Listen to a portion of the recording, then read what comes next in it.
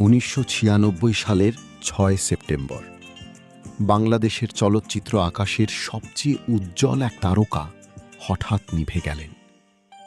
মাত্র ২৪ বছর বয়সে থেমে গেল একটি জীবন, কিন্তু থামেনি তার জনপ্রিয়তা।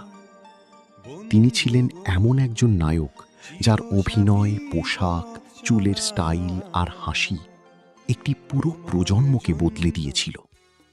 কিন্তু প্রশ্ন হল, সালমান শাহ কে ছিলেন? কিভাবে মাত্র কয়েক বছরের কেরিয়ারে তিনি হয়ে উঠলেন বাংলাদেশের চলচ্চিত্রের আইকন? আর তার মৃত্যুকে ঘিরে এত বছর পরও কেন রয়ে গেছে এত আলোচনা? আজকের গল্প বাংলাদেশের অমর নায়ক সালমান শাহের জন্ম ও শৈশব। সালমান শাহের প্রকৃত নাম ছিল চৌধুরী মোহাম্মদ শাহরিয়ার ইমন। তিনি ১৯৭১ সালের ১৯ সেপ্টেম্বর সিলেটে জন্ম। চলচ্চিত্রে অভিষেক ১৯৯৩ সালে মুক্তি পায় কেয়ামত থেকে কেয়ামত। নায়িকা ছিলেন মৌসুমী এবং পরিচালক ছিলেন সোহানুর রহমান সোহান।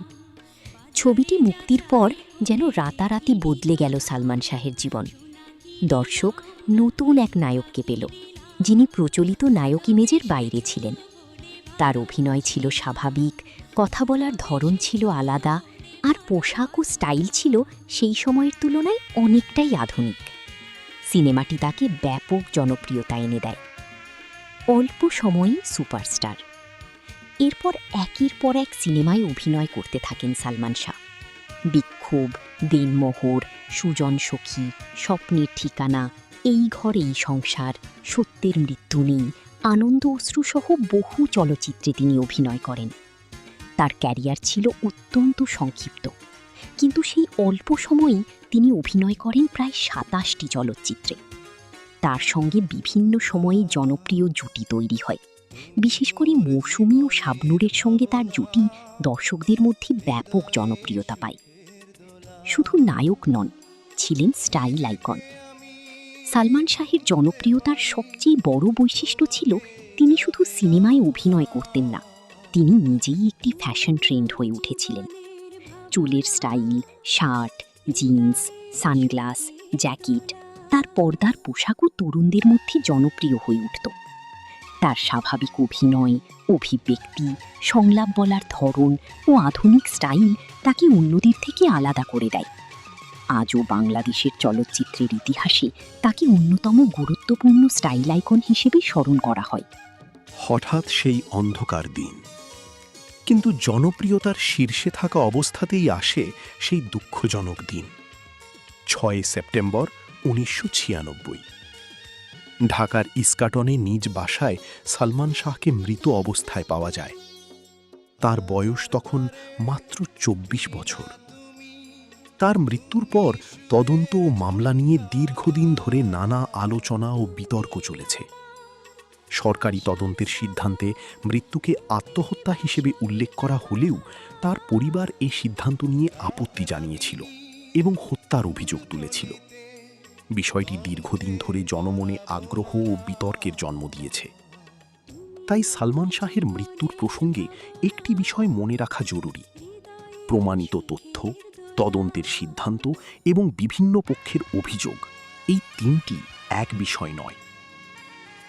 মৃত্যুর পরও কেন এত জনপ্রিয়? একজন শিল্পী মারা যাওয়ার পর তার জনপ্রিয়তা সাধারণত ধীরে ধীরে কমে যায়, কিন্তু সালমান শাহের ক্ষেত্রে ঘটেছে উল্টোটা। সময় যত গেছে তার সিনেমা নিয়ে মানুষের আগ্রহ ততই টিকে আছে। নতুন প্রজন্মের অনেক দর্শকও তার সিনেমা দেখেছে, তার স্টাইল অনুসরণ করেছে, আর তাকে বাংলাদেশের চলচ্চিত্রের অন্যতম আইকন হিসেবে গ্রহণ করেছে। এটাই হয়তো একজন সত্যিকারের তারকার পরিচয়। মানুষ চলে যায়, কিন্তু তার সৃষ্টি থেকে যায়। সালমান শাহ একটি অসমাপ্ত গল্প। সালমান শাহ হয়তো আরও ২০, ৩০ কিংবা ৪০ বছর অভিনয় করতে পারতেন। হয়তো আরও অসংখ্য চরিত্র সৃষ্টি করতেন। হয়তো বাংলাদেশের চলচ্চিত্রের ইতিহাস আরও অনেকটাই বদলে দিতেন, কিন্তু জীবন তাকে সেই সুযোগ দেয়নি। মাত্র কয়েক বছরের চলচ্চিত্র ক্যারিয়ারেই তিনি এমন একটি অবস্থান তৈরি করে গেছেন, যেখানে আজও তার নাম উচ্চারণ করলে অসংখ্য মানুষের মনে ফিরে আসে নস্টালজিয়া। শেষ কথা, সালমান শাহ শুধু একজন অভিনেতা ছিলেন না, তিনি ছিলেন একটি সময়ের প্রতীক, একটি প্রজন্মের আবেগ, একটি স্টাইল, একটি অসমাপ্ত স্বপ্ন। 1996 সালে তার জীবন থেমে গেলেও বাংলাদেশের দর্শকের হৃদয়ে তার সিনেমার পর্দা এখনও নামেনি। কারণ কিছু তারকা আকাশ থেকে হারিয়ে যান না, তারা মানুষের স্মৃতিতে চিরকাল জ্বলে থাকেন।